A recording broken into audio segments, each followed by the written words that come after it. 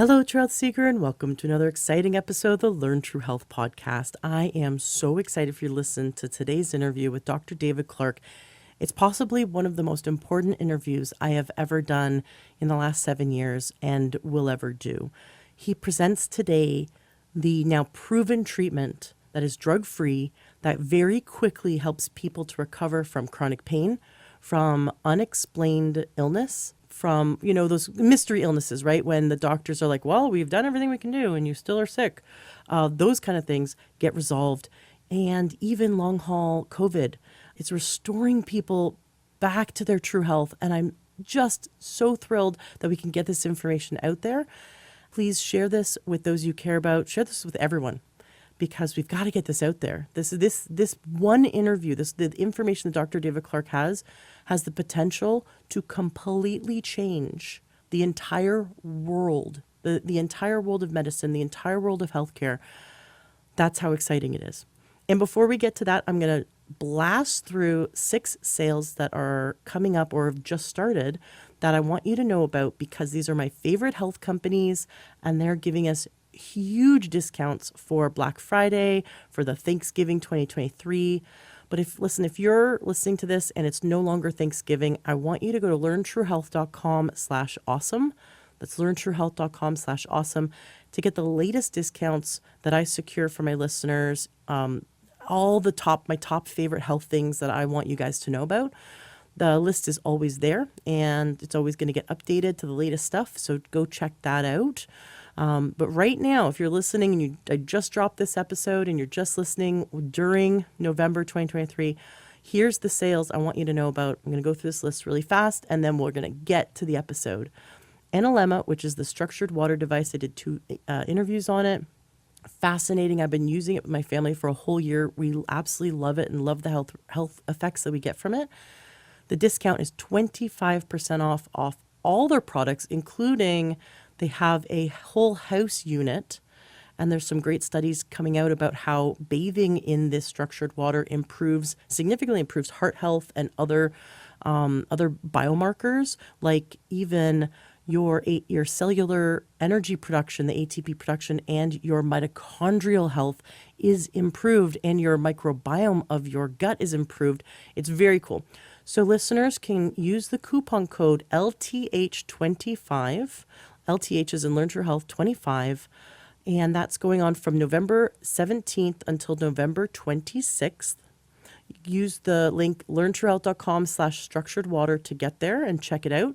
That's coupon code LTH25. Now, Sunlighten is my favorite sauna.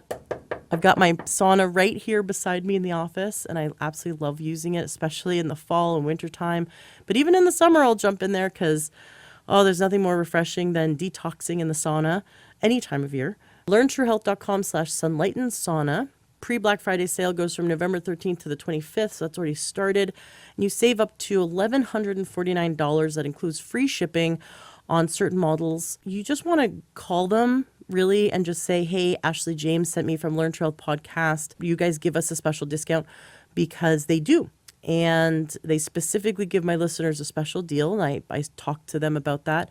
And then after the November 27th to December 1st, they are doing the biggest savings on the Amplify, which is one of their models, and it's going to be over $950 off. And I believe that also includes free shipping, because that's what we get for my listeners. The next one, my favorite magnesium soak. I've been raving about this for about 6 years now, along with the magnesium cream and the magnesium muscle cream. Right now, when you go to livingthegoodlifenaturally.com, it says 25% off. However, at the checkout, use coupon code LTH. Make sure you always use coupon code LTH on that website, and it'll add an additional 10% off, bringing it to a total of 35% off. I always stock up every year when it comes to this big sale that she does, and she gives us an extra discount, and that's really nice of her. Now, the aloe drink, the medicinal aloe drink, I have 3 interviews about this. The medicinal aloe drink, you can go to learntruehealth.com/aloe. Make sure you use the coupon code, and this is going to expire on the 26th of November. BFLTH, as in Black Friday Learn True Health. So BFLTH, that gives you 7% off. I know that's not much, but he has really low margins, and this is the best medicinal aloe drink I have ever found. So I'll take it. I'll take the savings. And also, he throws in his for the Learn to Health listeners for using that link. He does throw in his amazing aloe cream, and I absolutely love it. It's my favorite hand cream. Okay, second to last, Organics bed. I've been sleeping on this for several years, and I will never sleep on another mattress again if I can help it. When we go on vacations, we actually like really don't look forward to any beds and except our own, and we love coming back from our vacations because of how amazing this mattress is. This mattress is healing for the back. I've done several interviews about this. I've raved about it before. You can go to learntruehealth.com/organics with an X, ORGANIX, learntruehealth.com/organics. Now, here's the new deal, because they already give us a really great discount and everything. We get 10% off, free shipping. We get a free mattress protector, free bamboo sheets, so you can choose the sheets, or you can choose 2 non-toxic, chemical-free, healthy pillows. Plus, I'm going to give you the latest copy of my book, which is about to be published. So if you do decide to go for the Organics mattress right now, and that deal is ending soon. So if you are up for a new mattress, we're supposed to replace it every 5 years. If you can believe that, it's kind of crazy. The Organics mattress lasts for over 25 years. So you will be buying this mattress and possibly sleep on it the rest of your life. It's that amazing, and it doesn't break down like regular mattresses. So it's kind of like paying for 2 mattresses, but then you're getting like 6 mattresses out of it. But it is so like heaven sleeping on this thing. And lastly, the Institute for Integrative Nutrition, which is where I went to become a health coach. They're offering the biggest sale I've ever seen them do. Now, they recently merged with Dr. Chopra, and so all of his courses are also offered there. So if you're like, I'm not interested in being a health coach, well, they have other courses. So you got to go check it out. Please go to learntruehealth.com/healthcoachtraining. That's learntruehealth.com/healthcoachtraining. And be sure to use the coupon code AshleyJames20. I couldn't get them to do LTH, just their system needed more letters or whatever. So AshleyJames20. In total, you're getting 45% off their health coach training program right now. And the sale ends on the 25th. That is huge. I've never seen them do that significant of a discount. And it is an amazing program. I highly recommend checking it out. And if you're curious and you just want to see more and get a sample class, go to learntruehealth.com/coach. That gets you a sample class. So it's 45% off for the health coach training program with coupon code AshleyJames20 when you go to learntruehealth.com/healthcoachtraining. And then it's 35% off, I believe, for their other trainings. And they've got a ton of them. So go check it out. It's really cool. There's a few other health-related Black Friday sales that I'm seeing coming up that I'm going to possibly be talking about next week, just to let you guys know. But these are the major ones. Thank you so much for sticking around and listening to them.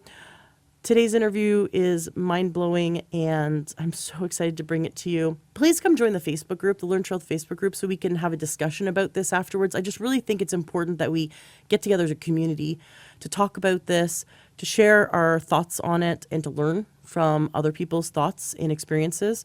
So come join the community. Let's chat about this. And you can always reach out to me. You can email me, ashley@learntruehealth.com. I'd love to hear from you if you have any questions or comments. But really, the Facebook group is where we all get together as a community. The listeners get to learn from each other and share and feel a part of something. It's kind of a lonely world out there when I'm just talking into a mic and you're just sitting there listening. And it kind of feels lonely, but I'm reaching through the mic and I'm giving you a hug and I'm saying, we're here. We're all in this together. And I support you and we support each other. So come join the Facebook group so we can do that with each other. Also, go to my website, learntruehealth.com, and sign up for my newsletter if you haven't already. It's not really a newsletter. I just maybe send 1 or 2 emails out a month, on average, just sharing the latest news in this arena when it comes to helping you achieve true health. With that being said, I hope everyone has a wonderful Thanksgiving in America. To all my American friends, a wonderful Thanksgiving, and around the world, I wish all of you true health. Enjoy today's interview. Welcome to the Learn True Health podcast. I'm your host, Ashley James. This is episode 513. I am so excited for today's guest. We have Dr. David Clarke on the show and chronicpain.org. This is such a fascinating topic to get into, the idea that and really the mind is something we're just beginning to understand. We're just beginning to explore. I kind of imagine us like we're in the 1500s and we're discovering the Americas and we're discovering all these new areas around the world. And that's where we are when it comes to understanding the mind. We know so little, and we're always amazed by how much we can learn. And when I saw the study that you're here to talk about today, where they have such a powerful breakthrough when it came to long haul COVID, I just had to have you on the show. Now, you are the president of, and let's see if I can even say this correctly, Psychophysiological Disorders Association. Is that correct? Almost, yeah. Oh, okay. We dropped that little AL at the end because it's got way too many syllables as it is. So we call it the Psychophysiologic Disorders Association. And the easiest way to think about it is that it's a blend of psychology and physiology. Which makes perfect sense, because when we go to the doctor says, "Oh, it must be in your head. Go to the shrink." And we feel really hurt by that, because it's like, "No, my pain is real, my suffering is real, and you're telling me I'm just making it up." And that's not necessarily what they're saying. They're saying that the mind and the body are intimately connected, and that the mind does impact physiology in the physical body and vice versa. And it's so interesting that you get to explore this area. It's so uncharted, right? We're learning new things every day about the mind and the body, the mind body connection, how powerful it is. I have been fascinated by this subject my entire life. I remember a teenager reading books on the mind body connection, and here we have your studies showing how you can turn off chronic pain, like, and chronicpain.org. And now with your new study on how we can help those who are suffering from long COVID. I'm so excited to have you come and teach us today. Thank you. I'm delighted to be here. And, patients should be angry when they hear that something is supposedly all in their head, because that's the last thing it is. We've found real anatomic changes in the brain in people that have these conditions. That's why we have physiology in our name, because those are the processes of the body. And there are anatomic differences that have come about because of stress. And the stress is largely unrecognized. When you would think that a stress that was severe enough to produce physical illness in somebody's body, pain or otherwise, that the stress would be obvious, but actually it's not. And the stresses can come from the remote past, from adversity in childhood. They can be going on in the present day, but just simply not recognized for how powerful they are. But all of this turns out to be good news, because if we can identify what those stresses are, and we know how to do that in 2023, we can almost always treat them successfully. And when we do that, as was shown in this study, people's physical symptoms, even severe, long-lasting, multiple symptoms, can respond dramatically. And the long COVID study was a group of people who had been suffering for an average of 9 months. They had 23 adults under the age of 60 that were studied.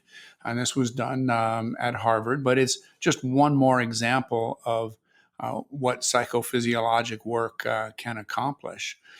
So these patients had been very ill with their long COVID, and they were treated with exactly the approach I was just outlining, uncovering the sources of stress, which can include emotions. It can include things that are triggering for you in the present day. It can include long-term impacts from the past, such as personality traits that are stressful.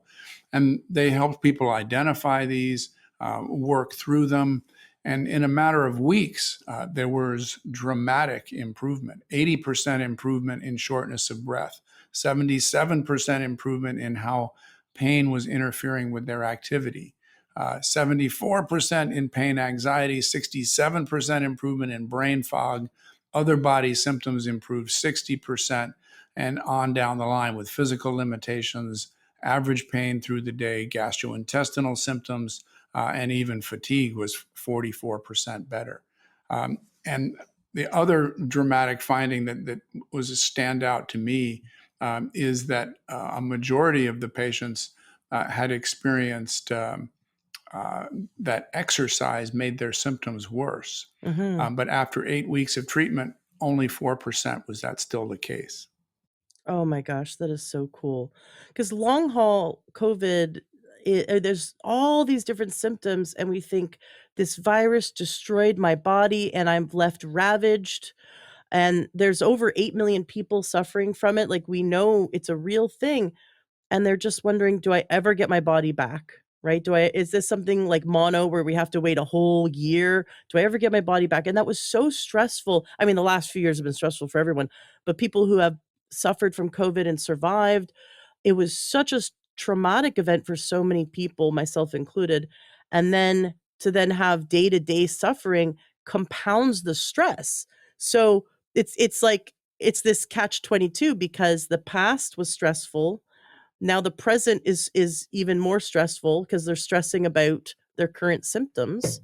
And then you're saying that finding the causes of stress and helping to relieve them and solve them was the key to helping their body get on the other side of long haul COVID. Yeah, absolutely. It's a perfectly natural assumption that if you are feeling something in your body, if you've got pain or illness, that there must be a disease or injury going on that is causing it. And that if only you can find the right doctor or the right diagnostic test or the right treatment, that you're going to be able to do something about that disease or injury. And people go from doctor to doctor, they get specialty evaluations, they go see alternative health clinicians, they try different diets, they try medications, they try supplements. Sometimes, depending on the symptom, they will try various manufactured devices, all with this intense focus on there must be something structurally wrong with the body. But it turns out that you can have just as severe symptoms, just as long lasting, even multiple symptoms that are generated by the brain. The classic example that's kind of an analogy for all this is what's called phantom limb pain, Mm. where a person has had an amputation, but they feel pain in the location of the missing limb. Now, obviously, the limb isn't doing that because it's not there anymore. The only place this can be coming from is in the brain. And it turns out that the brain can do this literally from head to toe in people who've never come close to having an amputation. And the reason why the brain is doing that is, again, because of this stress. So that means the whole focus of diagnosis has to shift, that we need to move our attention from what's going on in our bodies to what is going on in our brains, and from there to what's happening in our lives or happened in the past. And when we do that, that's when the solutions begin to appear. One of my patients, I'll just give you an example of how dramatically this can turn around. She was hospitalized at a major university medical center on the West Coast 60 times in 15 years Mm. and no diagnosis. She saw her attacks were nausea, vomiting, and extreme dizziness, just to describe her symptoms. And she saw gastroenterologists like myself. She saw neurologists. She saw ear, nose, and throat specialists. And when they all were unsuccessful, and she saw a dozen of them, they had her see a psychiatrist in the third year of her illness.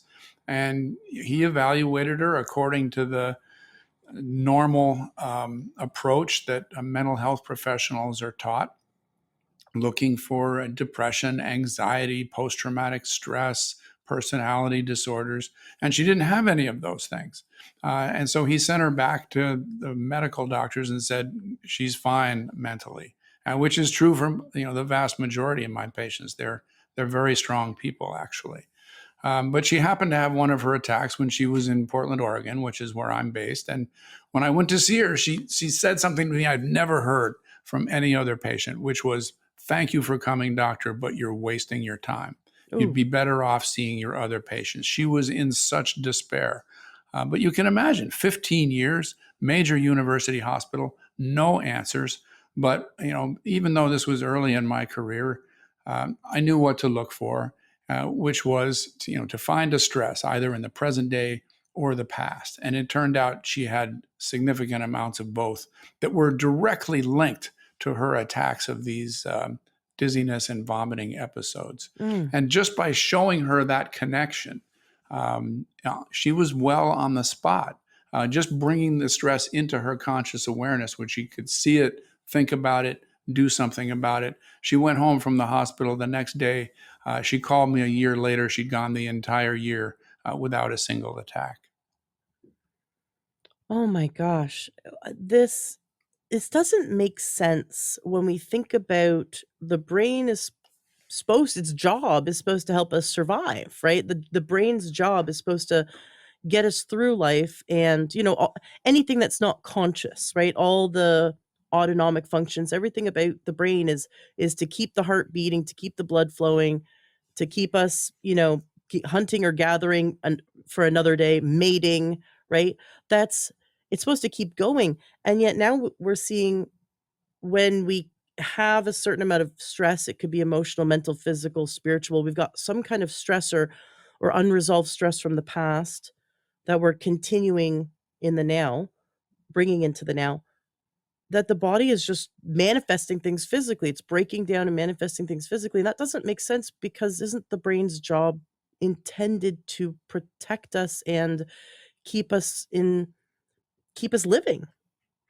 Yes, and that's, you're talking about the fight or flight nervous system, and that absolutely, the sympathetic nervous system absolutely is designed to keep us alive in a stressful situation. But uh, the reaction to that is, when the stress goes away, your fight or flight nervous system can settle down, and then the rest and digest nervous system can take over. So it's natural to have a back and forth between the two. But if you are feeling like you are constantly under threat, then your sympathetic nervous system is turned on all the time, and it begins to have its impact on the body.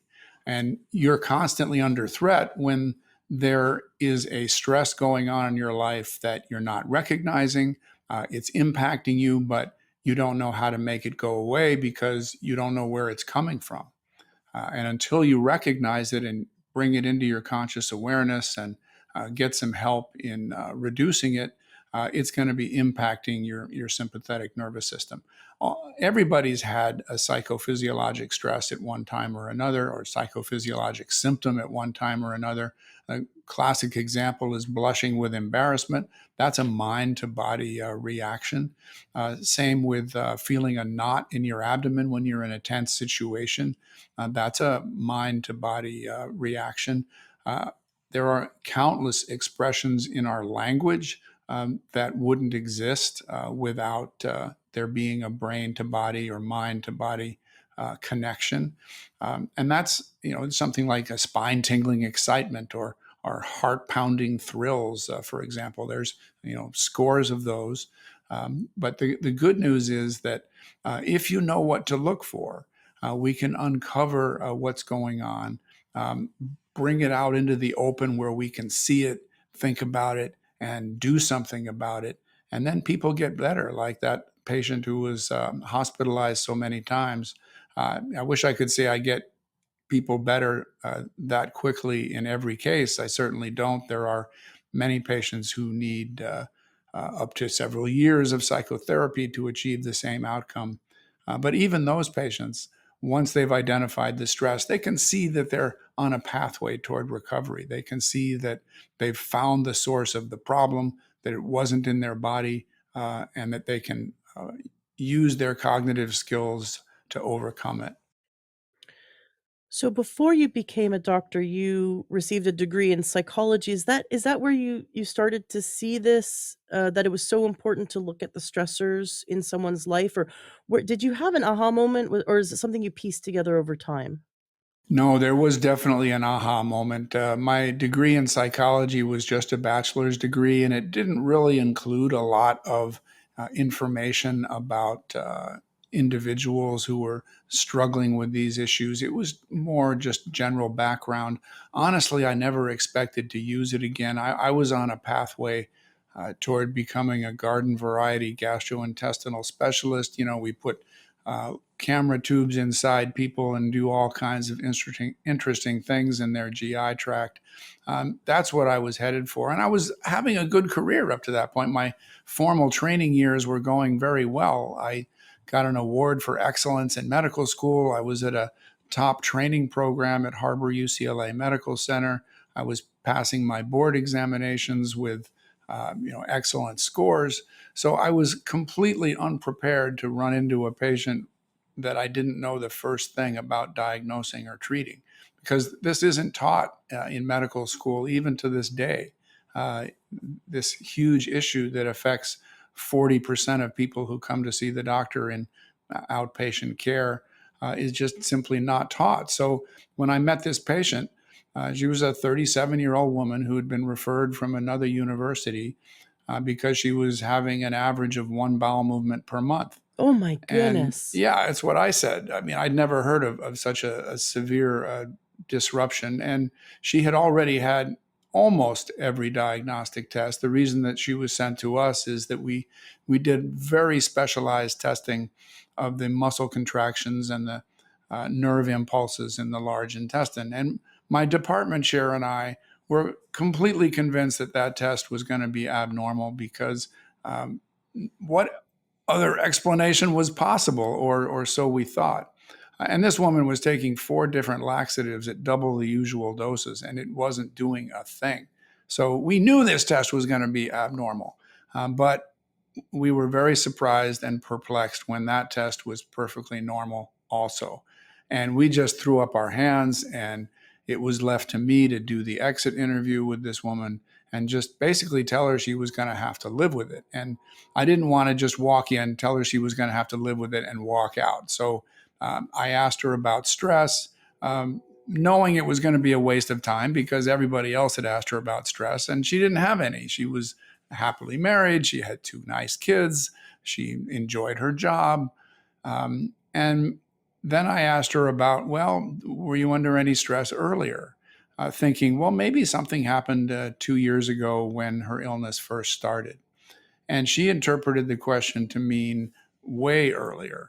And she said, well, my father molested me. Mm.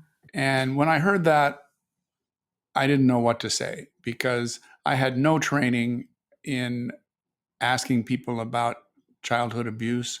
I had no experience with it. I was worried that if I uh, asked her too many questions about it, it might make her very emotional and uh, cause her a lot of pain to have to discuss that. Um, but I didn't know what else to do. And so I fell back on my early training, which was take a history, find out the details, get the exact story of what happened. So that's what I did. And she seemed to be perfectly calm about it. I mean, she was describing what happened to her in the same tone of voice you'd use to read a grocery list. And it turned out that her father had sexually abused her hundreds of times up to the age of 12. Oh. And then he stopped. And for the next 25 years, nobody touched her against her will. So I'm sitting there thinking, this can't possibly be relevant. I mean, she's been away from this horrible, horrible event for 25 years. How can it possibly be connected to this very severe physical illness that she has? Uh, I didn't think that was possible, but I knew of a psychiatrist at UCLA that was certified in internal medicine as well, that had an interest in patients like this. So I thought, at least I've got something I can do. for this patient. At least we can maybe help her live with this condition a little better. So I arranged for the patient to see the psychiatrist, Harriet Kaplan, and forgot all about her for the next several months until I ran into Dr. Kaplan in an elevator. And just to make conversation, I said, "Whatever happened to that patient that I referred to you?" And she said, "Oh, I haven't seen her in a few weeks. She's fine now." And that just upended my world, because the idea that you could alleviate a really serious physical condition just by talking to somebody for, in her case, an hour a week for 10 weeks is what it worked out to be. That was impossible as far as I was concerned. I had never, I was in the 8th year of my formal training, and nobody had ever mentioned that such a thing was possible. Just completely shocked me. But I decided, if I want to be a complete doctor, I should know a little more about this, because if I've seen one patient with this condition, I might see a few more over the course of my career. So I prevailed on Dr. Kaplan to teach me her framework for how she thought about this kind of illness and how she approached it, what kinds of questions she asked. And over the next year and a half of my training before I went into private practice in Oregon, learned the basics, never thinking I would use it very much. And now we're 7,000 plus patients later. Did you follow up with that patient to hear her side of the story, or how do we know that she is having healthy bowel movements now? Well, it's a good question, but she was welcome to return either to me or to Dr. Kaplan at any time, and never needed it. She was, according to Dr. Kaplan, she was even able to stop taking all of the laxatives. Oh, It basically went all the way back to normal. And it was like my patient with the attacks of severe dizziness and vomiting, who in her case it didn't even need 10 weeks. Just in the course of, one 50-minute conversation, that was the end of her condition. God bless you. Just the intuition you had to listen, even though it was uncomfortable, and to get curious and ask questions and to want to explore this.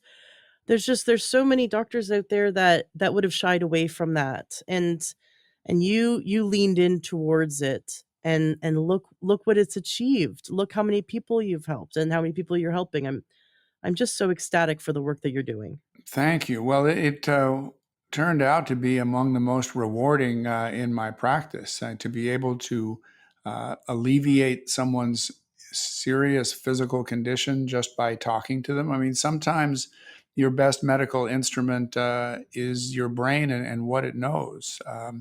And we don't necessarily always need the high technology that was, frankly, heavily used in 2/3 of my practice. But the other 1/3, being able to see people recognize what was happening, being able to make the connections to stresses that were often not obvious at all. We had to Mhm. do some real searching to find what the connections were that were making people ill.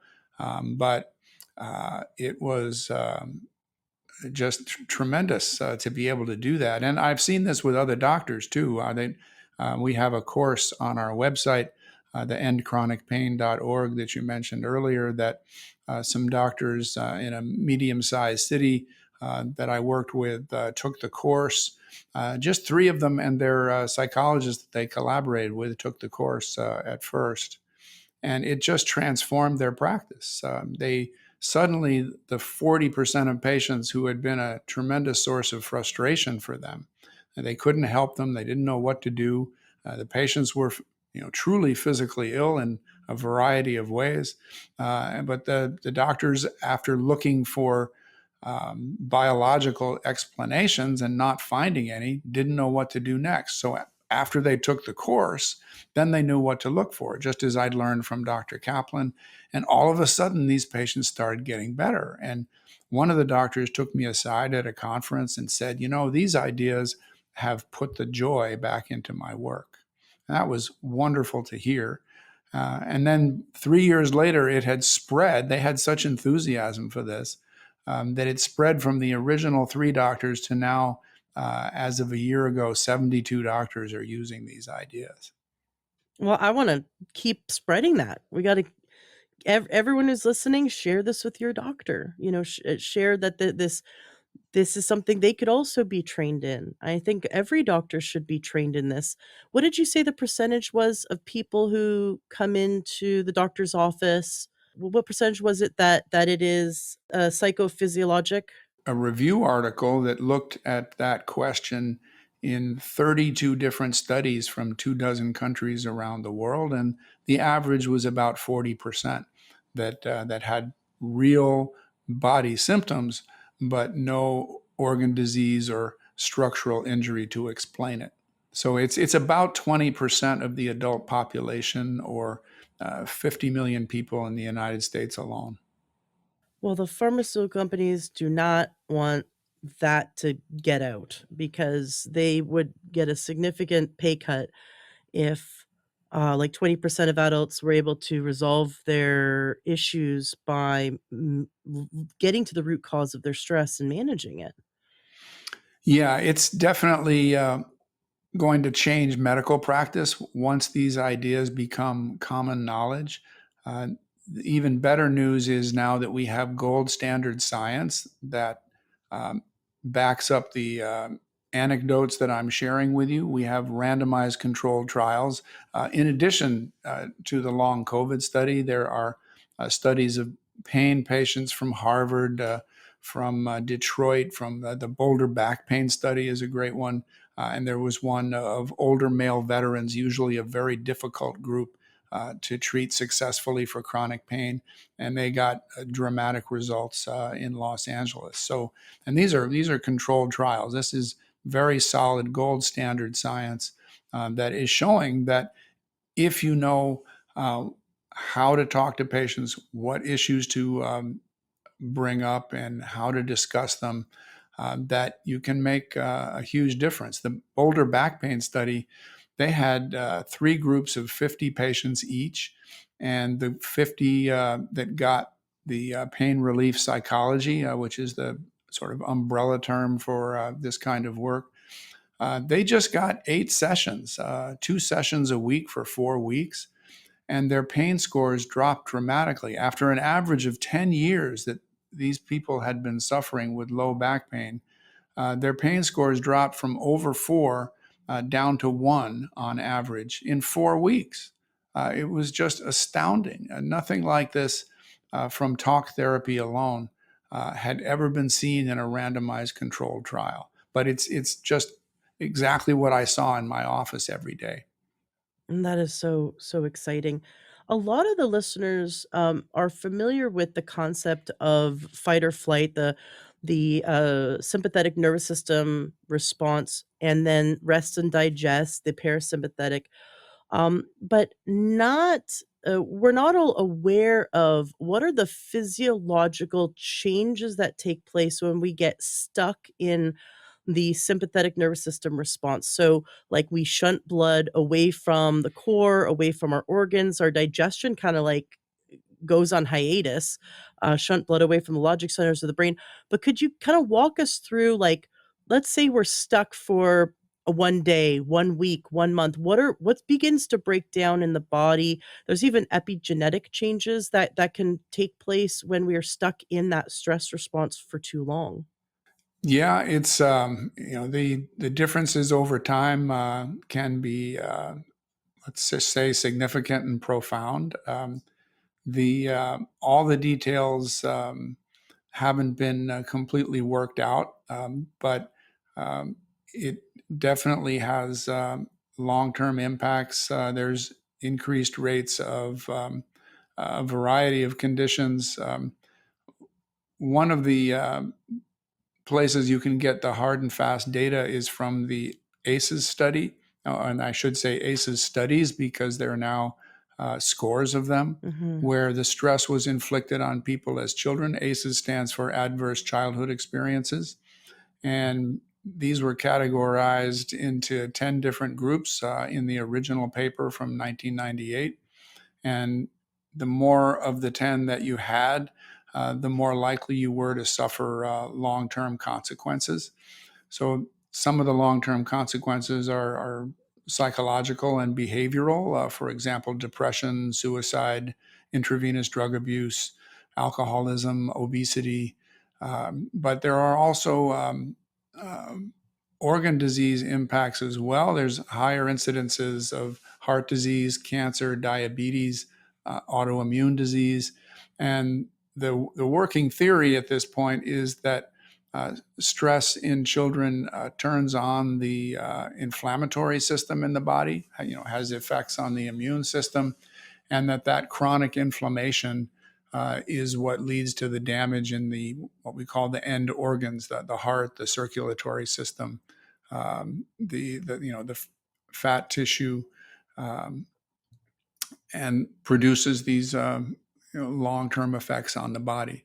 My particular focus is not so much the organ diseases as it is the processing of signals that are coming from the body and being interpreted as painful by the brain.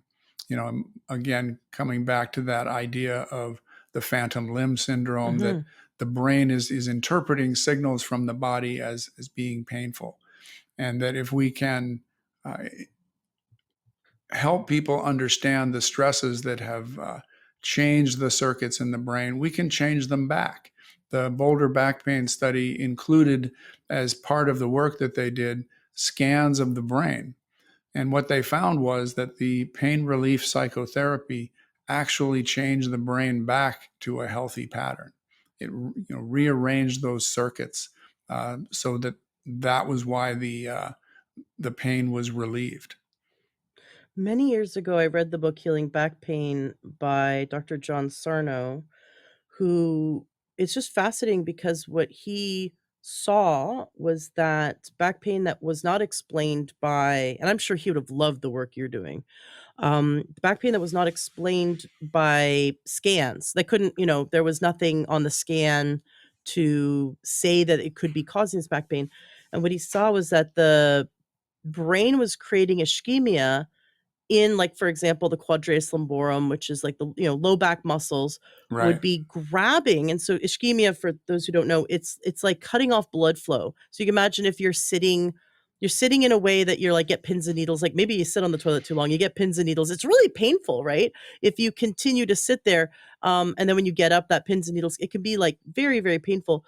But what he saw was that there was definitely something going on where the brain was grabbing a hold of and squeezing and making almost like a spasm in muscles like the quadratus lumborum, and to the touch, when you examine it would feel cold, like it would seem like almost white and cold, like there was less blood flow in the area.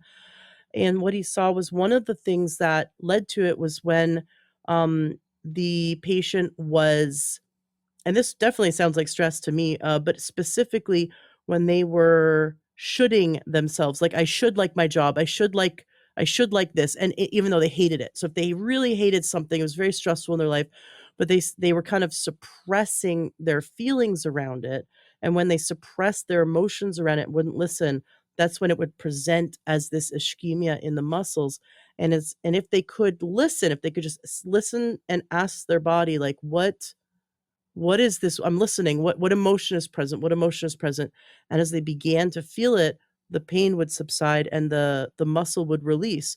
And I ended up using that technique with my clients, and a lot of them had a really great success, which was just mind blowing. But again, the brain is and the body are affecting each other, and this is exactly what you do in your work, and I love that there's so much science now behind it that we can get other doctors on board. Because, man, if we could help that, like, between 20 and 40% of those people that you talked about that are, coming to the doctor, going to the clinic, and they have pain or discomfort or disease, or they have symptoms and there's no physiological explanation, then instead of just putting, here's some pills, go home, I have nothing for you. Instead of giving up on them, we can actually go deeper and find the root cause. Yeah, it's very exciting. I should mention that on that same website, the endchronicpain.org, there is a 12-item self-assessment quiz for people that are listening and wondering if perhaps they might have this condition themselves.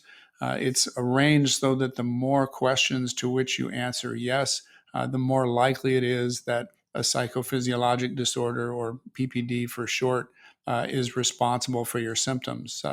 So that's something that easy that people can do. But you're absolutely right in the approach that you took. Many of my patients have, probably a majority of them have experienced adverse childhood experiences, and we can't go back and change those. But we can change the long-term impacts. We can make a difference for the effects that those ACEs have had on people in the present day. One of those effects has to do with the emotions. Many of my patients have had anger, fear, shame, grief, or guilt that they're not fully aware of because they've repressed it. But if we can help people connect with those emotions, put them into words, then they can alleviate them. The more of those emotions that are put into words, either written or spoken, the less they need to express themselves via the body. And that's an approach that's helped a lot of people. One of the techniques that I use to help people connect with these unrecognized emotions is to have them imagine themselves as a butterfly on the wall of their childhood home, and to imagine also that a child they care about, whether it's their own child or someone else's, is in that home and is having to cope with whatever adversity there is in that home, while the patient, as a butterfly on the wall, is only allowed to watch and to see what's happening. And this is a very difficult exercise, as you can imagine, but it helps people recognize much more accurately the reality of what they went through, because so many people, when they look back, they have a strong tendency to minimize how bad it was. And until they see the reality of it, until they're able to feel the emotions that would be appropriate for someone who is going through this adversity, then those emotions are going to be locked away with the only outlet being into their bodies. Wow, I just totally went there. I had my son in my childhood home, and I'm like, I'm already seeing some stuff I haven't seen before. That's a very interesting exercise. Been very, very useful for my patients, that one. And it's not easy, and it's, uh, I see the facial expressions of my patients often change dramatically when I ask them to do this. But it is so useful in cutting through the layers of repression. Mm. Repression, and also, like you said, we minimize it, we or justify it. But if we put someone we care about as a child in that situation that we were in, and then watch, and then we have empathy for that child, it's like, "Oh, that empathy is actually for me when I was going through it." That's exactly right. Right. Do you have any other exercises, that you'd like to share?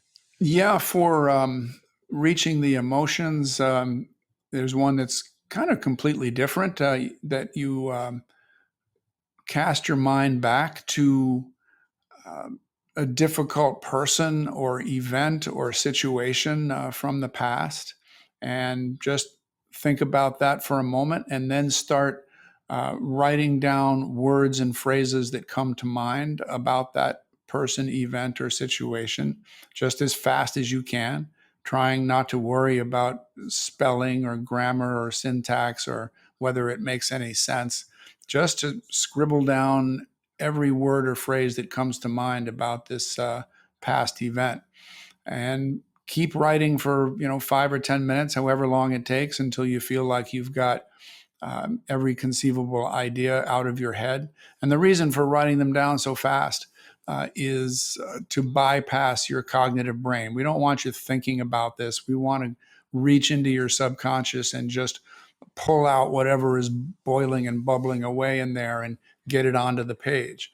And then once you're done with that, take a look at it, think about it, and start writing complete sentences about what it all means. Try to figure out why those particular words and phrases wound up on the page, and start writing complete sentences about the meaning of what you scribbled down.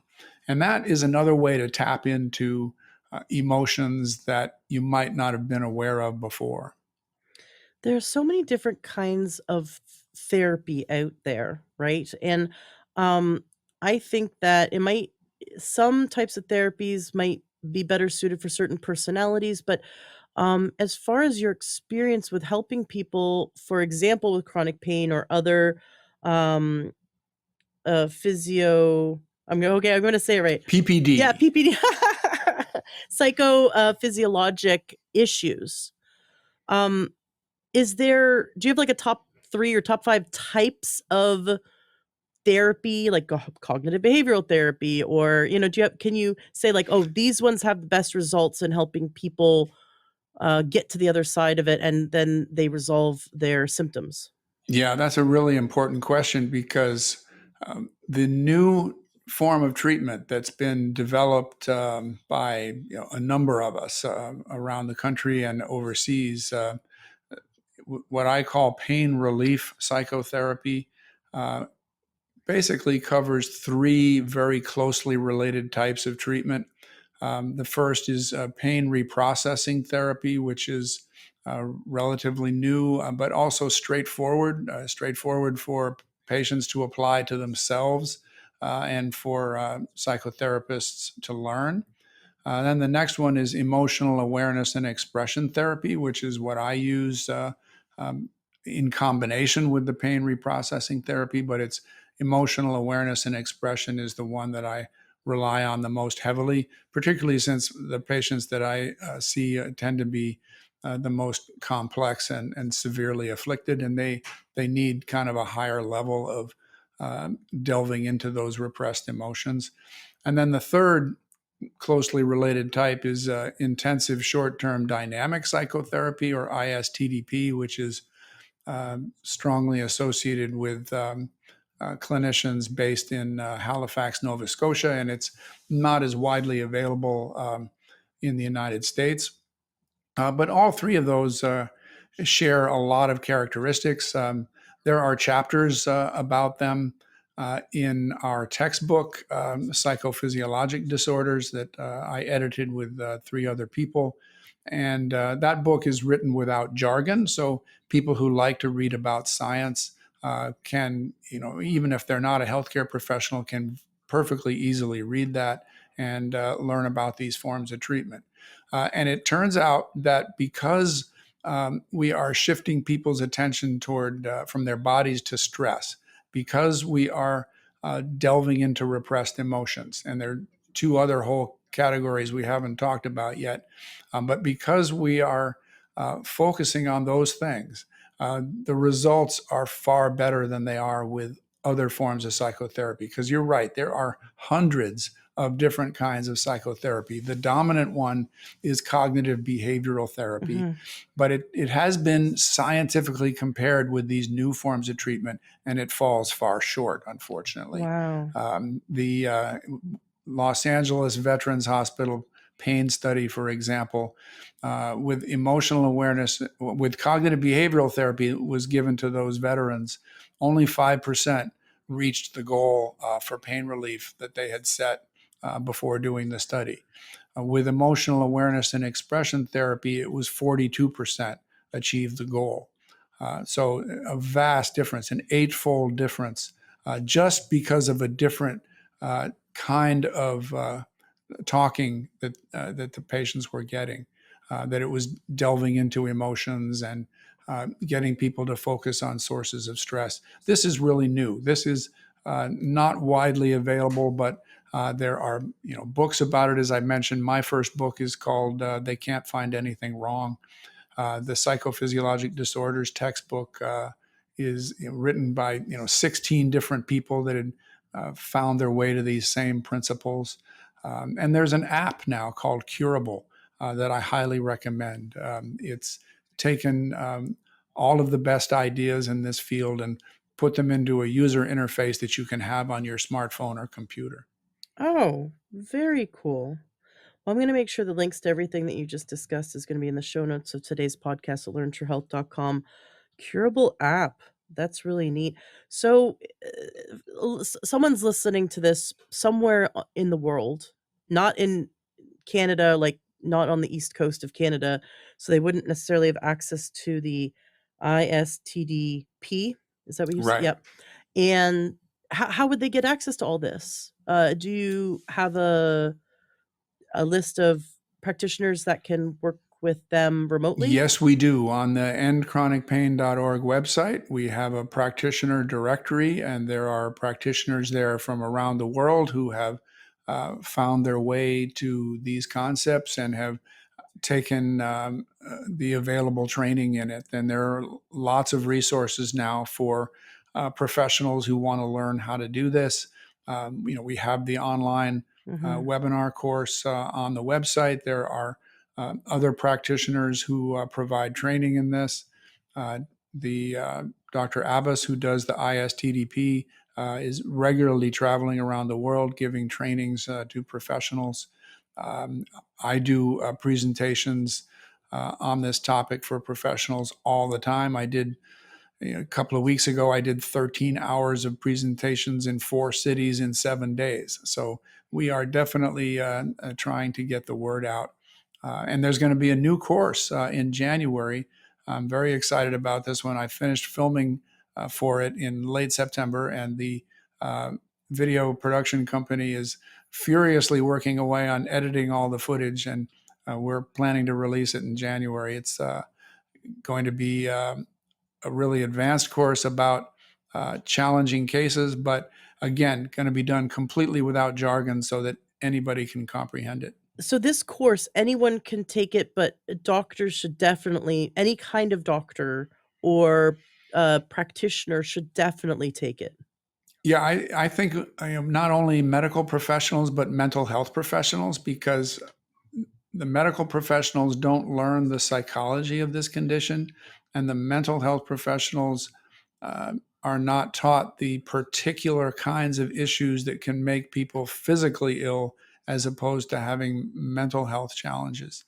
That's why the psychiatrist at the West Coast University failed to diagnose my patient with the extreme dizziness and vomiting because he didn't know the kinds of issues to look for in somebody who was physically ill. So that's what we teach in the courses. And that's why it's a giant blind spot in the healthcare system that 50 million Americans fall into because they don't have a biomedical cause for the doctors to find. They don't have a classical mental health condition for the mental health professionals to find and deal with. They kind of fall right in the middle, and neither group of professionals really feels like they have the expertise to deal with it. But that absolutely can change, and we've seen it change in numerous locations around the world. But it's important to grasp that this happens to relatively healthy people. That this isn't like, cuz you, someone who's listening might go, "Well, I don't think I have any trauma. I feel normal. I feel emotionally normal, like day to day." Um but someone could be bumping along in life, and then there might be a trigger they're not aware of, and then they start having these symptoms, and they could be relatively healthy people. And like you said, your patients are strong. They're resilient people, and it just happens. It just starts. It can just start, like, for the long haul people, there was a very known trigger, but when you go deeper, there might have also been adverse childhood experiences. There might also have been stress that they were suppressing, emotions that they were suppressing, and it compounds. Yeah, this is a condition that can happen to anybody. Most of my patients were not aware of the level of stress that they were coping with, Mm. mostly because they've been coping with stress their whole lives. And so it just didn't seem like it was out of the ordinary. I've had countless patients who have told me that their childhood wasn't really that bad. And then when we get into the discussion about it, we begin to see that, well, yes, there were some things that were pretty bad. And then when I do the exercise of having them imagine themselves watching their own kid try to cope with the same stuff, and they get this horrified expression on their faces because they've never truly appreciated before just how tough it really was. I think of my patients like champion weightlifters who are suddenly being asked to carry a weight that's 50 pounds more than the world record for their weight class. That would break down the strongest person. Their bodies would break down. They would feel like failures. They would not know why they couldn't carry the load anymore. It comes as a big surprise that there's stress involved. No, people have trouble imagining that stress alone could make you physically ill like this. Hmm. So yeah, it comes as a big surprise to people, and the level of illness that you can get from this. That's one of the myths, is that it's going to be mild. Absolutely not. I've had many patients in the hospital with this. One of my patients I was asked to see after she'd been in the hospital 70 days. She was getting morphine around the clock in doses you would normally give to somebody with widespread cancer. You would never convince her in a million years that her pain was due to stress, but it was. We uncovered the stress. She was out of the hospital in a week, and she was off of all the opioids in 30 days. Amazing. I have friends in my life. I'm thinking of two of them specifically who have had surgeries because of chronic pain, multiple surgeries, and the pain persists beyond. And I've, I'm going to be sharing this episode with them. Um, and I can imagine those who are listening are thinking of their friends and family who have chronic pain. And it's not just chronic pain, like you said, that there could be the woman who had the vomiting or had another woman who had the constipation. It can be these odd illnesses that don't have an explanation, but sometimes they get a doctor who says, "I know what to do. Let's cut this body part out. That's the problem." And then the problem continues to persist, and now they have less body parts. Yes, that's unfortunately true. It And there are lots of non-pain symptoms: dizziness, trouble swallowing, visual disturbances, seizures that are not due to epilepsy, um, chronic coughing, difficulty breathing, all kinds of gastrointestinal symptoms, as we mentioned. Problems with the pelvis, with the menstrual cycle, with the genitals, with bladder spasms, numbness and tingling. Certain kinds of rashes can happen from this. The only common denominator tends to be that people with this condition have more than one symptom at a time, more than one location in the body, or the symptoms can move from place to place. They don't have to. Some people just have the one symptom, but the more symptoms you have and the more different locations they are, the more likely it is that PPD is responsible. Do you have any way to measure stress? Like, for example, heart rate variability. Is there any way that you could hook someone up to a machine or do a blood? I mean, I know there's blood tests that measure cortisol, but is there any way that you would say you could measure their chronic stress and go, all right, now we can put this device on you and we can see your stress lowering? Yeah, I really wish there was. I wish there was a blood test for this condition. If we had a blood test for this, then you can bet that every healthcare professional would learn how to diagnose and treat this condition, because we could get a blood test for it Right. and we could see, oh, your PPD level is high. We need to, find your stresses, and we're going to make you better because of that. But unfortunately, we don't have that, and I don't expect to see that anytime soon. But when you think about it, because we don't have a blood test, it means that we should spend even more time training healthcare professionals how to figure out what's going on, because it's not so simple without the blood test. But people who have had stress for a long period of time, they get accustomed to it. Mm. And when you ask them, do you feel stressed or depressed or anxious? Frequently they say no, because they've been living with this for years. One of my patients, my personal record patient, had PPD symptoms for 79 years. Oh my goodness. And even that patient, once we uncovered the stress and helped her with it, she got about 60 or 70% better, even after all those years. Amazing. But yeah, but you become habituated to your stress. You become habituated to your environment. So yes, of course. Now this pain, the typical chronic pain that persists, does it come and go? Is there any commonalities? Like, is it always there? Does it come and go? Does it act almost like a migraine that it comes on and there's like telltale signs it's coming, or all of the above? Yeah, all of the above. Everybody's different. And migraines definitely are part of this. Fibromyalgia, irritable bowel, all of those are part of this spectrum. But everybody's different.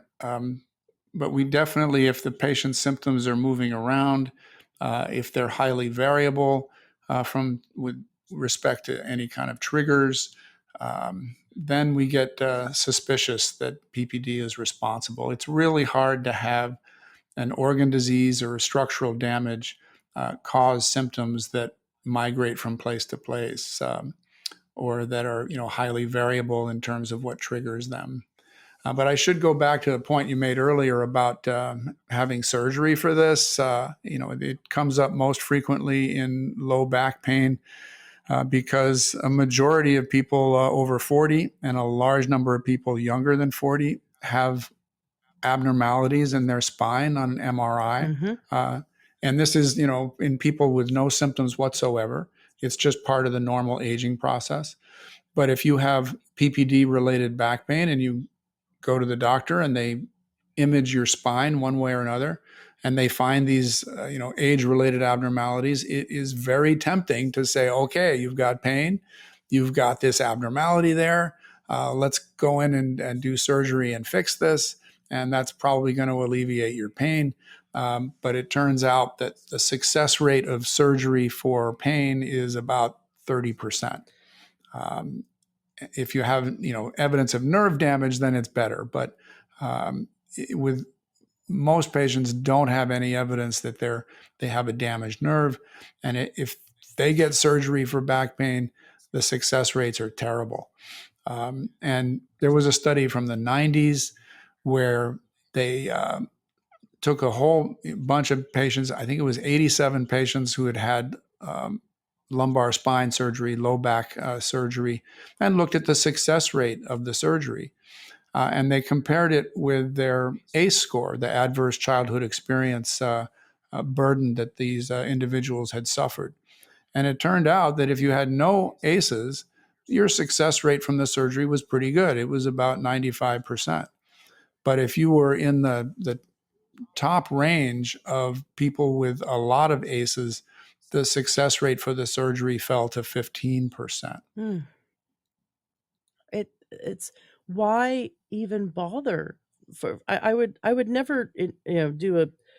I've never opted into a surgery that had only a 15% success rate. But I guess if you're in chronic pain, you might roll the dice. If it meant, if that was the only answer, right? And now you have the answer, and we need to get this information out there. Please, everyone listening, share endchronicpain.org with your doctors, with your practitioners, with your friends and family. Share this episode with those you care about and everyone. If we can get this out, we could be part of the movement to completely change the way medicine is practiced and the way people are helped. We got to get this information out there. I'm so so so thankful for what you do, and I said earlier, God bless you, and I mean it. God bless you for the work that you're doing. Thank you. Absolutely. Now you had said that there's two other categories we haven't even touched on. Can we touch on those? You bet. This is a long-term impact of ACEs. And the first category that we did talk about was repressed emotions. That turns out to be the most challenging to diagnose in most cases. But the other two are stressful personality traits that grow directly out of the child's attempts to cope with their adversity. And the third one is triggers that are going on in the present day that are in some way linked to the traumas or stressors of the past. And the personality traits that can be stressful include the most fundamental and important is low self esteem. This is the common denominator in my patients who've survived ACEs is that they are made to feel like second-rate human beings, or in some cases, made to feel like worthless pieces of crap. Um, Other personality traits that are kind of linked to that include being excessively self-critical, much more critical of yourself than you would be of others, for example. Having limited self-care skills, people who are devoted to the care of everybody else in their world, but have difficulty putting themselves on the list of those they take care of. So if you ask them what do they do for fun, they have trouble coming up with very much. People who are perfectionists, people who are living on high alert all the time, people who suffer from anxiety or depression, people who are focused on pleasing others, who tend to choose narcissistic partners to be in relationships with, or partners who have significant issues or problems that need to be solved. That's a direct outgrowth from growing up in a home where there were problems in that home, and the child trying to survive, trying to make the best of that situation, ends up focusing on trying to solve those problems. So it's not a big surprise when they end up choosing relationship partners for themselves that need a lot of support. And they end up in relationships that are not mutually supportive, not balanced, but where the giving from them is not balanced by getting back from the partner. Um, Other ones, self sacrificing to an excessive degree, difficulty setting boundaries, not being very assertive for your needs, fear of abandonment, need for external validation. And in more extreme cases, you get into coping mechanisms to try to deal with the emotional pain of all this. And those can include eating disorders, can include self mutilation behavior, can include all kinds of addictions, not just to substances, but to behaviors like work, sex, food, gambling, exercise, even shopping, I've seen in one or two cases. So, all of these, as you can imagine, are highly stressful.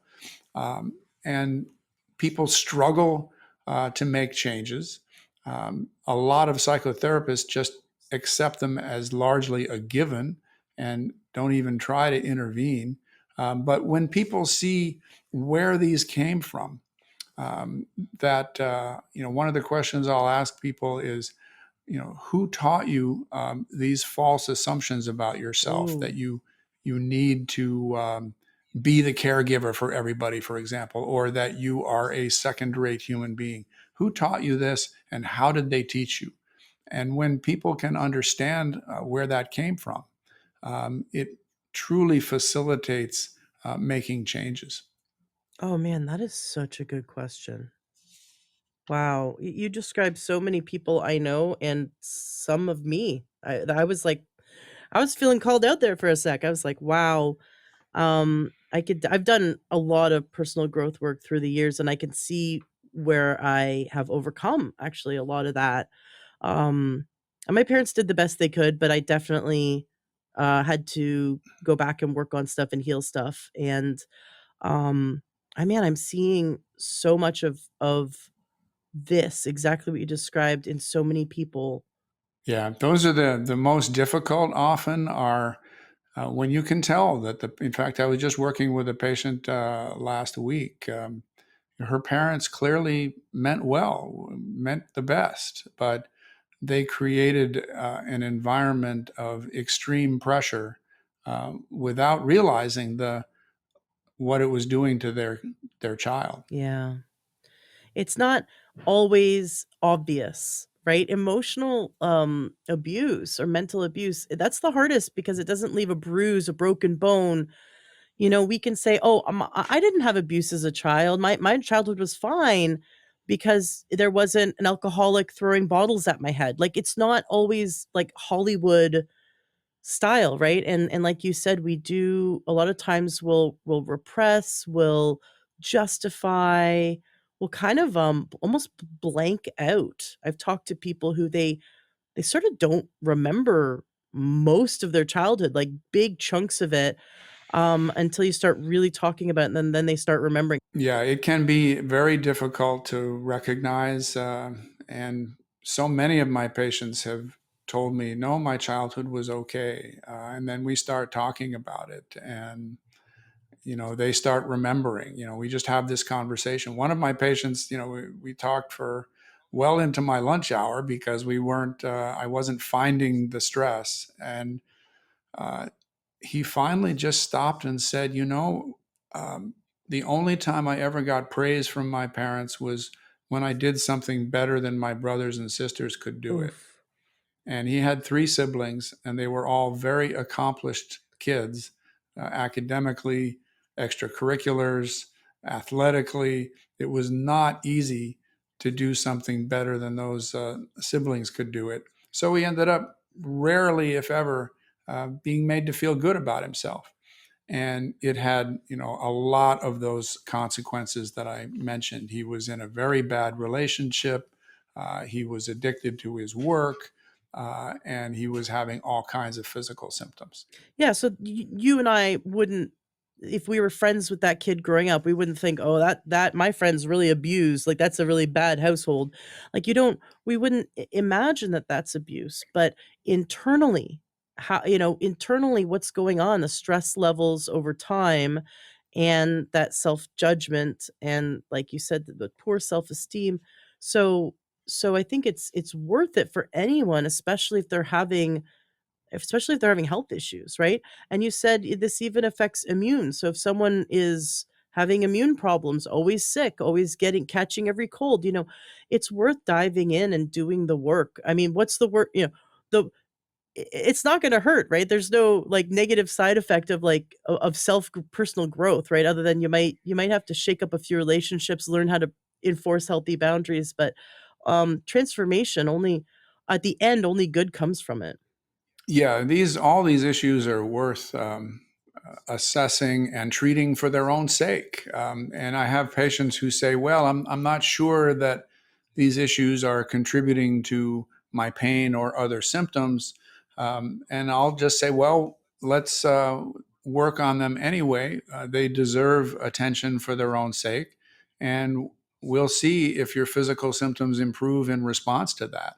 And a very large number of patients will experience physical improvement as well. Is this something that you're going to be able to have, colleges, universities start to teach? Is this something that we can get into the curriculum? We are working on it. I taught a class at the University of Rochester last year, and I've just been invited to teach it again. I taught for 10 years at Arizona State. I taught at Cummings Graduate Institute in Arizona. I've taught a class on this since the late 1990s at Pacific University here in Oregon. So I'm teaching in the medical school now, a short module on this topic. So it's growing. I mean, when I think back to 15 years ago, in terms of widespread acceptance in the healthcare community, especially the educational community, we were really nowhere. But today, 2023, it seems to be growing exponentially, to be honest. Good. Well, we need to get it to where it's in the meme, to where it's common. So I hope You are helping with that, Ashley. I appreciate it. absolutely, and I hope my listeners will as well. I mean, I am on fire about this. I should, finish before I forget about that third long-term impact of the ACEs, which are the triggers. Just say a few words Yes, about that. please. The These are triggers are people, situations, or events in the present day that are in some way linked to the past.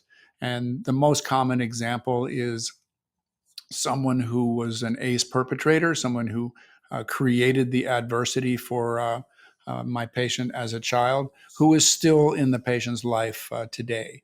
And because of some of the other personality traits that I mentioned, it can be very difficult to set boundaries with such a person, to assert yourself with such a person, and to um, limit your interactions with that individual to the point where they're not making you physically ill.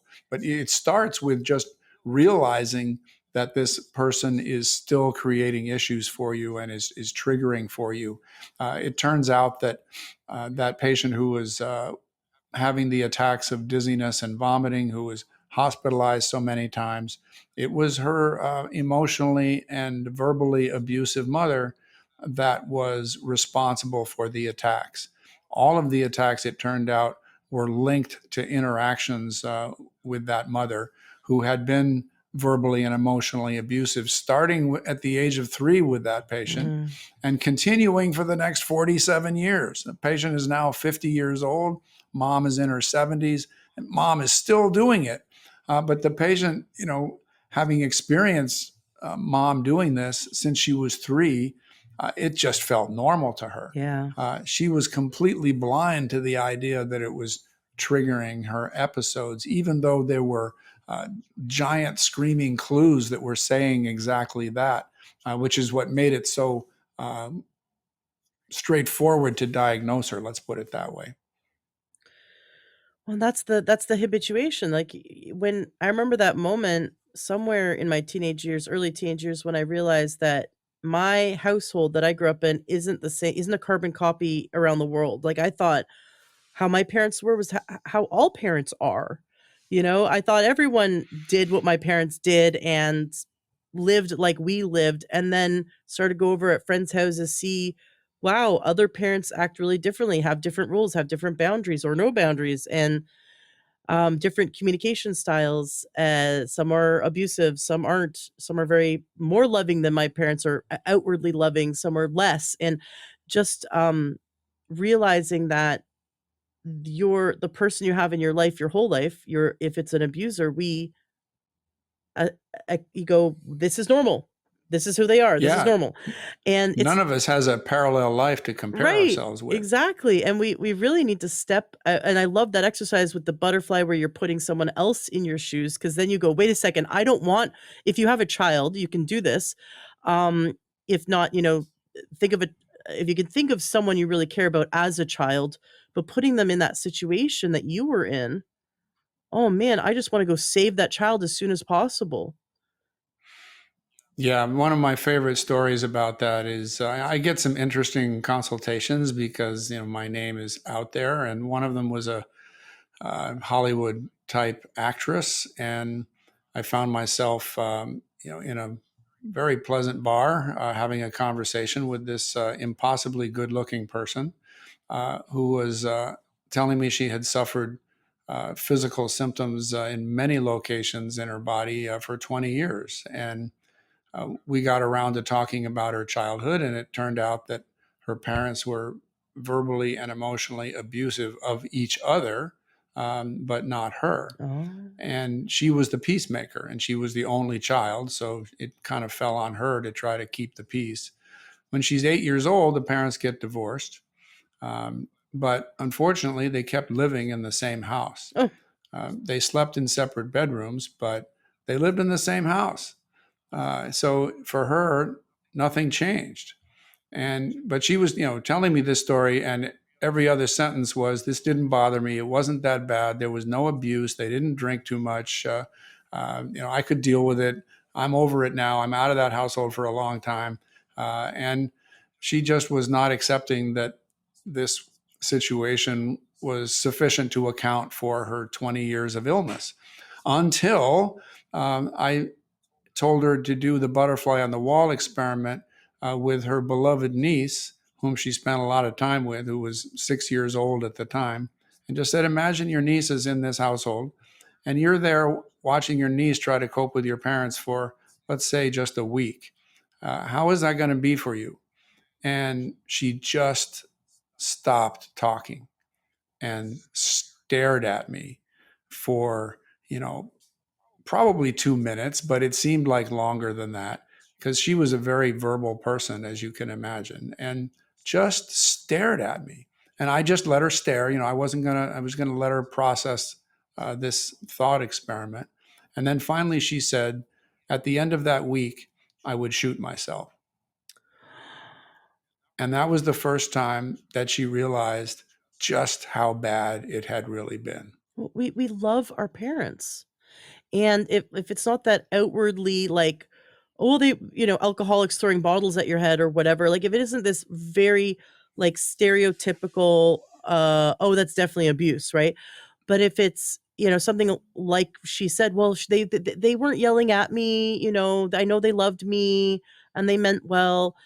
We love and as children, and then when we grow up, we love our parents, and we in some ways wanna protect them because we don't wanna necessarily say, "Oh, they were abusers, that they're the cause of my pain," like, that would almost feel like betrayal, saying something that Yes. negative to someone you care about, and the thing is, what we have to get is they're human, they did the best they could with the resources they Yes. had. Of course, they didn't mean to hurt you. Of course, now unfortunately, there's some very sick people out there. Not the majority, but there are some who actually did mean to hurt people. However, if you love your parents and you know they loved you, we want to say they did the best they could. They loved you the way they could, and unfortunately, the way it turned out, it was a stress on the body, and there's stuff to process. There's stuff that there's ways that our mind protected ourselves, we justified, we coped, we suppressed, um, but we've gotta process. We have to process it, and at the end, and we can do therapy and still love our parents and honor and respect them while also admitting that the experiences we had were traumatic and that they hurt us.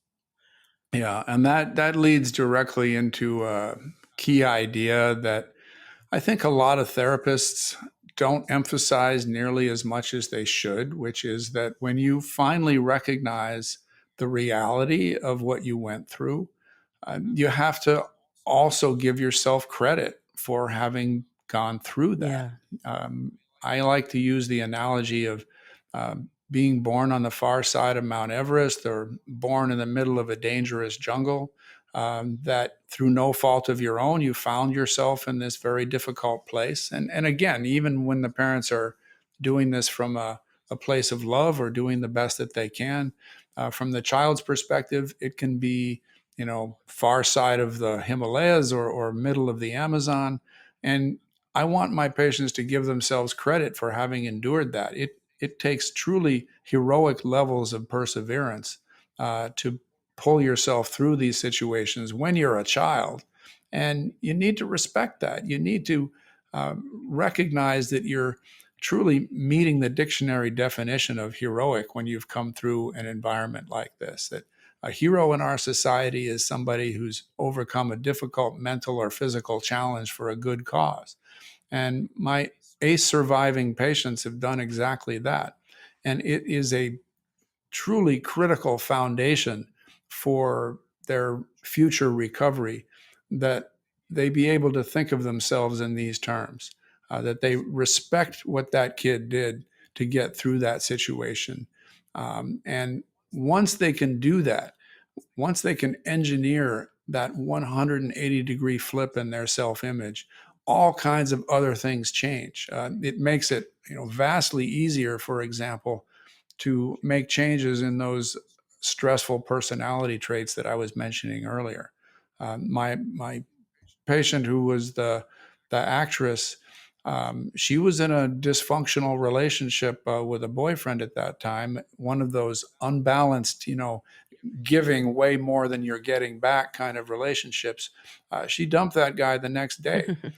She began building her self-esteem, and a year and a half later, she met the love of her life. Oh, that's awesome. Coming back to this idea that it's not all in your head, there's physical experiences. There is the body has been changed physically, but the stressors are something we need to process. So it's the heart and the mind, and that we can see and now measure results. So we can see and measure, like, for example, with the long haul, that they had shortness of breath, that they it's hard to measure brain fog, but you could see, and fatigue, but you can measure shortness of breath. Like, you can measure, there's certain things that you could measure before the study began, to see that they were physiologically impaired by the long haul. And other people, like that woman you talked about that sparked much of this, the woman who pooped once a month, which I can't even imagine. Yeah, And it was very clear. You could definitely measure that. It is a physical thing that's happening. And by healing the heart and the mind and going through the process of that, so it's not taking a drug, it's not taking another antidepressant, it's not another, just one drug after another, one surgery after another. It, it's those are bringing the wrong tools to the table, right? And so this is why we need to, like, they say, a carpenter, every problem is going to be handled with a hammer, right? Like, so when you come to a doctor, he's going to use the tools he has. that's right. When your only tool is a hammer, every problem looks like a nail. Right. And but this 40% of the people, and you said it was somewhere around 20% of adults at the time, it's not a nail. Don't bring a don't bring your hammer anywhere near me. It's not a nail. So the long haul COVID sufferers who went through the study and went through the therapy ended up in now, how much therapy did they receive? Well, most of their improvement took place after just 4 weeks. So these are people who had been ill for an average of 40 Oh my weeks. And gosh. after 4 weeks of treatment, they achieved the majority of the results that I mentioned earlier. But yeah, you're right. It's not that often that we are able to document um, real biological changes in the body as a result of this. It's more a subjective, internal to the brain, a kind Mhm. of perception that's going on. But one of my patients had a completely paralyzed stomach. We there's a special test called the gastric emptying test or the stomach emptying test where we have them swallow a very slightly radioactive material and we just watch it with a specialized camera and see if the stomach empties it, and we know how fast the stomach is supposed to empty it. And when we did this test on this gentleman, it didn't move at all.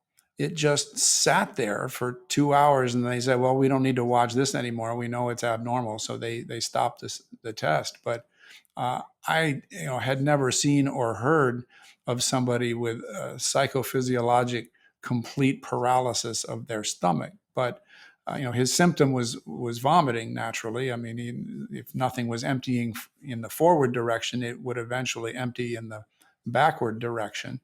And I know that it was psychophysiologic because we uncovered the stress in his case, successfully treated it, and his eating and digestion went back to normal. Oh, that's so exciting. But just that we have cases where you can demonstrate, um, through imaging, through you can measure and show, here's an impairment. We go through 4 weeks of very specific therapy that's proven to be the most effective. so far, right? Until something better comes out. But so far, this is the best we've found. Definitely. And we're always striving for excellence, right? That's the thing. We need to, especially in the case of mental health. And I'm just so disappointed that people still practice archaic mental health techniques that have been proven to be insufficient. Um, I know that not everything's for everyone, right? You got to kind of find, sometimes you got to pull out different tools for different personalities, but you found something that is incredibly effective and in a short period of time. Yeah, it's really dramatic. I mean, I'm a bit of a statistics nut, and there's a statistic that really captures the power of this new pain relief psychology, and it's called effect size. And basically, what it means is when you apply a treatment to a group, how big an effect did you have? Hmm. And normally, with things like cognitive behavioral therapy or mindfulness based stress reduction, you get an effect size that gives you a number of zero point 0.2 to zero point 0.5. Those are just the numbers that are associated with this. And those are considered small to moderate effects. Rarely do you see anything better than moderate. A large effect would get you a number of zero point 0.8. The effect size in the Boulder back pain study for pain relief psychology was 1.5. Just, if it was, I don't know, if it was a football game, the score would be 150 to 30, something like that. It just completely, I mean, the lead researcher for this, uh, was very skeptical. I mean, I met with him. Some other people in my organization met with him, and we said we truly believe, based on our clinical experience, that you are going to get excellent results from this. And he's a psychologist. He knows about pain. He's been researching pain for several years, and he said, I don't really believe that this is going to happen, but I'm willing to do the study and we'll see what kind of results you get. And he was just blown away. That's so exciting. So we've talked about people who have this and the things they can do, especially going to your website endchronicpain.org and check that out. Do the quiz. They can find a practitioner. They could take your courses. They could read your books. What about prevention? What's so everyone, it would be good for everyone across the world. We already discussed this, to do personal growth work, to dive into our childhood, just learn and forgive and process. And I think you can't. It's a joke, but it's like it's life is crazy. You can't get out alive. Like we're not none of us are gonna survive this, right? Like we're all gonna it's all we've all been through something.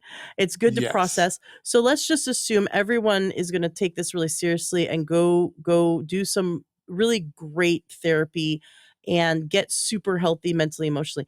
What can we do starting today and for the rest of our life to prevent chronic stress? What are there, the top things, like you love statistics. So what are the things that are the most impactful? Is it meditation, exercise, breathing, deep breathing? Is it, hugging everyone you love for 90 seconds every day? Like, what are the things that are the most important? What are the things that you do to make sure that you stay on top of managing your stress so that it doesn't become this big problem?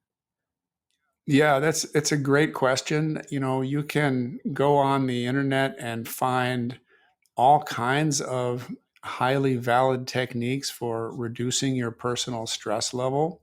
And I have no issue with any of those. I mean, I do them myself. I mean, I go for walks with my wife along the river that we have here in Portland. I played soccer as an adult on up to 3 teams at a time for over 20 years. That was a great one. I ride a bicycle. I do photography. I play chess with my grandchildren. I mean, and my wife is a fabulous cook. I mean, just her meals alone are wonderful for just general stress reduction. But all of those things are great, and I absolutely recommend them. But if you have what could be called deep stress, if you have issues that are the result of long term impacts of adverse childhood experiences, and those have not been recognized, then you are essentially swimming against the tide in trying to reduce your own stress level. There is this tide of long term impacts that is going to um, limit your success with all of the stress techniques that I just mentioned.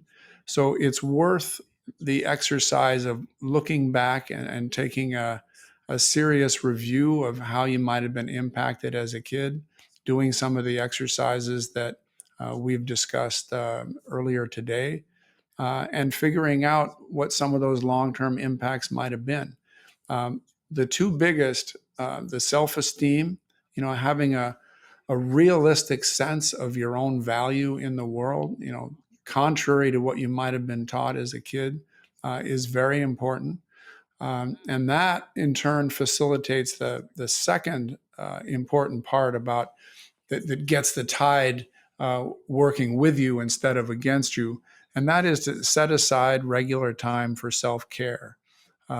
Regular time, every week, ideally, several hours if possible, um, for activity with no purpose but your own joy. What we're looking for is the moral equivalent of finger paints for a 4-year-old.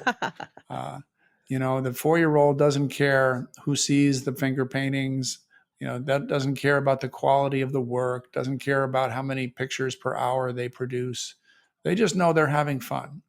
And everybody needs that. One of my patients was a champion athlete as a girl, but she did her sport before school, after school, on weekends, starting at the age of 4.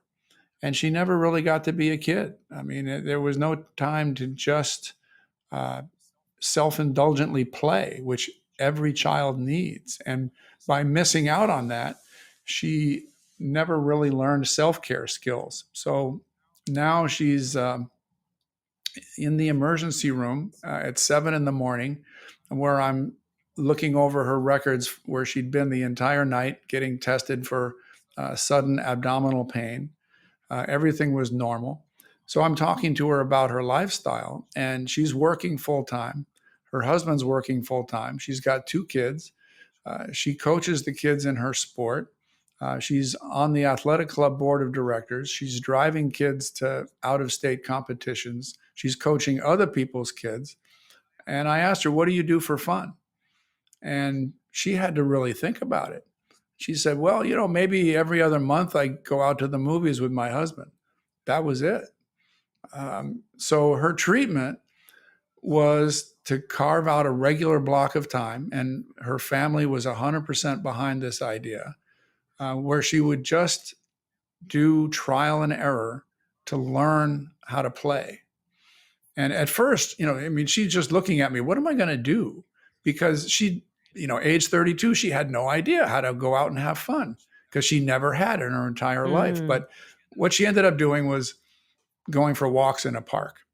And that wasn't enough, but while she was walking, she was thinking. And one day she hit on the idea of taking piano lessons, which came as a surprise because she'd never done anything musical before.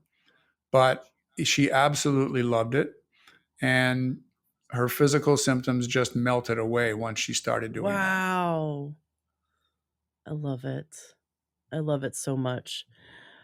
Oh, Dr. Clarke, you are a godsend to this world in this day and age. I've been so I don't know if you know about me, but I was sick for many years. I had polycystic ovarian syndrome, type 2 diabetes, chronic adrenal fatigue, so bad I couldn't process human language in the morning. It was really odd. My husband would talk to Goodness. me first thing in the morning, and it would be like being on Charlie Brown and hearing the parents. He would just be like, "Womp, womp, womp," and I would just put my hand up. I'm like, I can't even understand what you're saying. Just hand me 4 cups of coffee. Um, it was bad. I suffered for many years, and also had chronic infections, and it was wicked. Um, and that's where I found natural medicine and resolved these issues. Also been big into, like I said before, personal growth and working on myself, right? And working through all Yes. this stuff.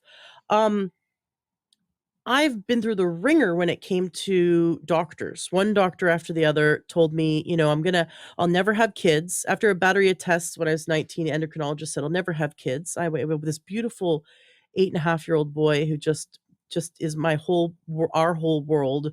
And he impresses me. I look into his eyes and I recognize that God exists because of how amazing this child is and how it is just so beautiful. Life is so beautiful. Life is filled with so many beautiful things. And being a mom is so amazing. And I'm so grateful that I was able to overcome, even if I had believed that doctor, if I had just believed her, and had not taken the steps, I would have never had my child in my life. And just the impact that the words doctors have when they say you can never do this or you'll never be able to do that, is sickening. I was told I'd always have diabetes. I was told I'd always have these problems, and I overcame them, and I don't have them anymore. And that's why I started the podcast. Is I suffered. Cried daily. I was suffering in my body. I felt like a prisoner trapped in a sick body every day. And I created this podcast because I want to reach out to all those people who are crying, they're suffering, and they don't need to. And this podcast is for them. So it's a lifeline. I'm throwing the lifeline, the giant flotation device. I'm throwing it and hopefully reaching them, and we can help them. And you have the answer to millions and millions of people suffering. And I see that, if all the doctors I had been to were trained in your work, how I wouldn't have had to suffer as long as I did. Let's just put it that way. And so many people, you're going to help so many people. So everyone listening is going to share this with those they care about, and frankly, share this with those you don't care about. You know, Jesus talks about how we need to treat the least of us is how we actually treat him. So just like, share this with your enemy. Let's mend some bridges. Let's share this with everyone. They might become a nicer person too. If someone has shared this with you, they're going to be like, well, wait a second. Do they like me or am I their enemy? Because share this with everyone. We've got to get this out there. The impact of what you're doing is so important. And I'm so honored to have you here today. I want to make sure Thank that you. we've covered everything you wanted to cover. I know you've already shared a lot, but is there any homework? Is there anything to wrap up? Is there anything that you didn't get to say? You did a great job with asking questions, and I think we covered a huge amount of material. I can point out that these ideas that we're sharing aren't especially new, but they are largely unknown to the healthcare professionals of this world, and that's why my colleagues and I created the nonprofit, and why I do teaching all over North America and Europe, and speak on wonderful podcasts like yours. There was a Harvard professor named Francis Peabody who gave a speech in 1925, and it became one of the most famous speeches in American medicine. It was published in the Journal of the American Medical Association in 1927. It's easy to find on the internet. It's a 6,000 word speech, but he covers a lot of the same ideas that you and I have covered today. Wow. This was 100 years ago almost. This was before the discovery of penicillin, is how old that speech is. And all those ideas are that we've discussed today are in his speech. So this is kind of timeless wisdom that we're trying to bring back amid the tsunami of technology that has overtaken medicine today. Mm-hmm. We need the technology. I used it in my practice for 30 years. I've benefited from it myself. I'm, all in favor of technology, but we absolutely uh, don't need to lose the humanistic side of medicine uh, in response to the technology. Right, exactly. We have to lay, this is a foundation. This should be foundation. This should be something dealt with first, not last, unfortunately. I'm sure you've heard it that people come to you after they've already been through a battery of tests and trials, and wouldn't it be wonderful if this was the first thing we tried and not the last thing we Oh, tried? absolutely. I mean, it makes doctors happy when they learn how to do this. It saves a ton of money. It saves complications from diagnostic tests. It alleviates vast amounts of human suffering. One of my patients had been ill for 55 years. Volume 3 of his paper chart was 3 inches thick. And he was cured in less than 30 days, just by bringing these issues to the surface. Oh my goodness. I would love nothing more than to watch, like, a documentary of following people's lives. Do you have that in the works? I know you've been a producer of 3 films. Do you have the intention of covering this in a documentary? It is covered in 3 different documentaries. I participated as a producer and helped as a consultant with the editing. The first was All the Rage, and the second was This Might Hurt, and the third was Pain Brain. And links to these are on our website, and you can easily track them down through the titles on the internet. They're all different, but they're all excellent and provide information about different aspects of this. So, yeah, those are great. You pay a few bucks to watch them, but the filmmakers did outstanding work. Very cool. Well, holidays are coming up. I think your one of your books would be make an excellent stocking stuffer. I think I think listeners should go and check them out, and definitely I keep saying share this episode, but also get the books, watch the movies, check out endchronicpain.org. I'm very excited, even though this has been just talked about for this is, like you said, timeless wisdom.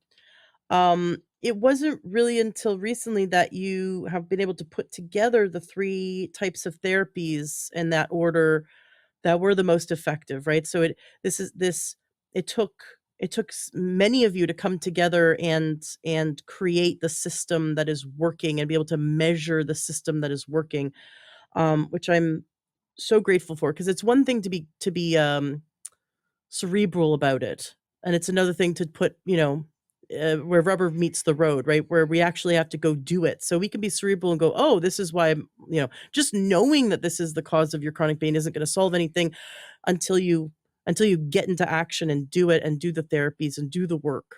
But what's showing across the board is in a very short period of time, sometimes as little as 1 month, you can have, tremendous results, which is really exciting. Yeah, it's people get the insight into it, and even if they don't experience complete relief right away, they can usually see that they are on a pathway toward recovering, and that's tremendously reassuring for Oh, yeah, people. especially if they've been through the ringer, for many years. One therapy I definitely want you to check out, because there's so many out there, is, timeline therapy. It was created by Tad James, and I studied underneath him, of no relation, we just happen to have the same last name. But timeline therapy is a wonderful tool, and I'd love for you to look into it and see if, it's something that you'd like to add. I did have a client with chronic back pain. I was able to do a timeline therapy session with them. Took one session over 8 hours over one day. We did an intense session, Wow. and I'm a master practitioner and trainer of NLP and timeline therapy, and and we were able to resolve her chronic pain in that one day. I mean, that's just one person, but for her, it was her whole world. But timeline therapy, incredibly amazing as a technique for resolving trauma, and it would be great for you to check it out and see if it's something you'd wanted to add to your repertoire, if it helps, if it advances your cause. Yeah, I'm happy to take a look at it. I hadn't been familiar, but especially if the timeline goes back to day one, I can imagine a lot of ideas that would overlap with the work that I Yes, so do. actually, with timeline therapy, you're in a light state of trance, so you're conscious of the unconscious mind, and always conscious. You're conscious the whole time because it's a light state of trance. And then we go back to the root cause, the very beginning, and kind of do the fly on the wall thing, so they're not completely immersed in the emotion, and they're able to then get a it's a non-mirror image reverse of the event because we go above and beyond it, but it's a little hard to explain without a visual, but the way in which they're visualizing the beginning of the trauma, and then they gain positive learnings from the experience, very quickly they're able to then go into the event, and the emotion is gone, it's resolved, and they've gained positive learnings, and they're seeing things from different perspectives. So it's very cool. But like I wouldn't say it's the only thing to do. I would just say I'd love to add it to your tool belt. Because I think everything you're doing is wonderful. And in addition to what you're doing, I think it'd be really cool for you to have timeline therapy. I think it's just timelinetherapy.org, or the Tad James Company teaches it, and there's many practitioners out there now. I studied it with Tad um, back in 2005 and 2006. Very cool. I'll check it out. Dr. David Clarke, it's been a pleasure having you on the show, and I'd love to have you back, or any of your colleagues anytime there's new advancements. You guys want to come back and share more as things develop. You are always welcome back, and I will definitely be just like screaming from the rooftops for everyone to go to endchronicpain.org. Yeah, thank you. The research that I described today has opened the floodgates for money from National Institute of Health and other places to do even more research. So I'm sure those will be published in the next couple of years, and is just going to help accelerate this snowball rolling downhill for more and more people to become aware of this. Beautiful. That's so exciting. Awesome. Well, it was been a pleasure having you on the show, and please come back anytime. Thank you.